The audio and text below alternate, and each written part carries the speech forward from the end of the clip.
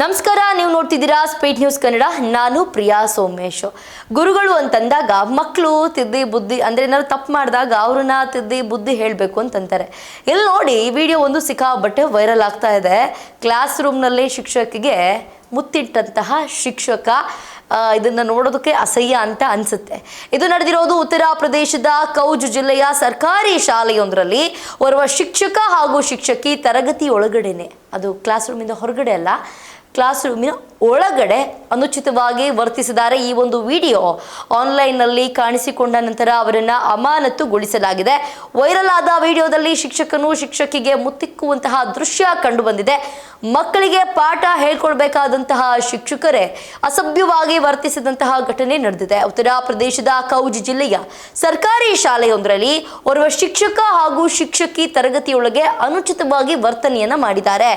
ಈ ಒಂದು video social ಮೀಡಿಯಾದಲ್ಲಿ ಸಿಕ್ಕಾಬಟ್ಟೆ ವೈರಲ್ ಆಗಿದೆ. ಆ ವೈರಲ್ ಆಗಿದ ನಂತರನೇ ಅವರಿಬ್ಬರನ್ನು ಕೂಡ ಅಮಾನತುಗೊಳಿಸಲಾಗಿದೆ. ವೈರಲ್ ಆದ ವಿಡಿಯೋದಲ್ಲಿ ಶಿಕ್ಷಕನು ಶಿಕ್ಷಕಿಗೆ ಮುತ್ತಿಕ್ಕುವಂತಹ ದೃಶ್ಯ ಕಂಡು ಬಂದಿದೆ. ಅವರಿಬ್ಬರನ್ನು ಕೂಡ ಅಮಾನತುಗೊಳಿಸಲಾಗಿದೆ. ಸರ್ಕಾರಿ ಶಾಲೆಯೊಂದರಲ್ಲಿ ಇಬ್ಬರು ಶಿಕ್ಷಕರು ತರಗತಿ ಕೊಠಡಿಯೊಳಗಡೆ ರೊಮ್ಯಾನ್ಸ್ ಅನ್ನ ಮಾಡಿದ್ದಾರೆ. ವರದಿಗಳ ಪ್ರಕಾರ ಶಿಕ್ಷಕನ ಪತ್ನಿಗೆ ತನ್ನ ಸಹೋದ್ಯೋಗಿಯೊಂದಿಗೆ ಅಕ್ರಮ ಸಂಬಂಧ ಹೊಂದಿರುವ ಬಗ್ಗೆ ಅನುಮಾನಗೊಂಡಿದ್ಲು.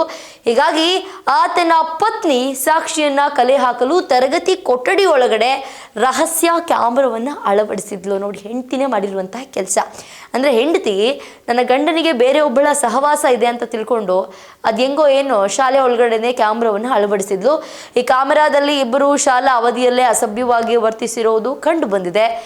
ಬೆಳಕಿಗೆ ಬಂದ ಬೆನ್ನಲ್ಲೇ ಜಿಲ್ಲಾ ಮೂಲ ಶಿಕ್ಷಣ ಅಧಿಕಾರಿ ಸಂದೀಪ್ ಕುಮಾರ್ ಸೌರಿ ಖಾನ್, ಬ್ಲಾಕ್ ಶಿಕ್ಷಣ ಅಧಿಕಾರಿ ವಿಶ್ವನಾಥ್ ಪಾಠಕ್ ಅವರಿಗೆ ತನಿಖೆಯನ್ನು ನಡೆಸುವಂತೆ ಸೂಚನೆಯನ್ನು ಮಾಡಿದ್ದಾರೆ.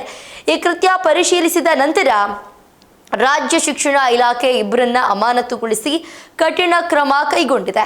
ಈ ಘಟನೆಯು ಶಿಕ್ಷಣ ಸಂಸ್ಥೆಗಳಲ್ಲಿ ಶಿಸ್ತು ಮತ್ತು ವೃತ್ತಿಪರ ನಡವಳಿಕೆಯನ್ನು ಕಾಪಾಡಿಕೊಳ್ಳುವ ಬಗ್ಗೆ ಪ್ರಶ್ನೆಗಳನ್ನು ಹುಟ್ಟುಹಾಕಿದೆ. ಅಮಾನತು ಅವಧಿಯಲ್ಲಿ ಶಿಕ್ಷಕನು ಗುಗರಾಪುರ ಬ್ಲಾಕ್ ರಿಸೋರ್ಸ್ ಸೆಂಟರ್ ಹಾಗೂ ಶಿಕ್ಷಕಿಯನ್ನ ತಲಗ್ರಾಮ್ BRCಗೆ ನಿಯೋಜಿಸಲಾಗಿದೆ. ಈ ವಿಡಿಯೋ ವೈರಲ್ ಆದ ಬಳಿಕ ಅನೇಕರು ಕಳವಳವನ್ನು ವ್ಯಕ್ತಪಡಿಸಿದ್ದಾರೆ.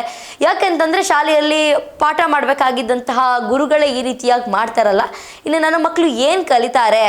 ಶಾಲೆಗಳು ನೈತಿಕ ಮೌಲ್ಯಗಳಿಗೆ ಮೀಸಲಾದಂತಹ ಸುರಕ್ಷಿತ ಸ್ಥಳಗಳಾಗಿ ಉಳಿಬೇಕು, ಆದರೆ ಈ ರೀತಿ ವರ್ತನೆ ತೋರೋದು ಸರಿಯಲ್ಲ ಅಂತ ಕಿಡಿಕಾರಿದ್ದಾರೆ.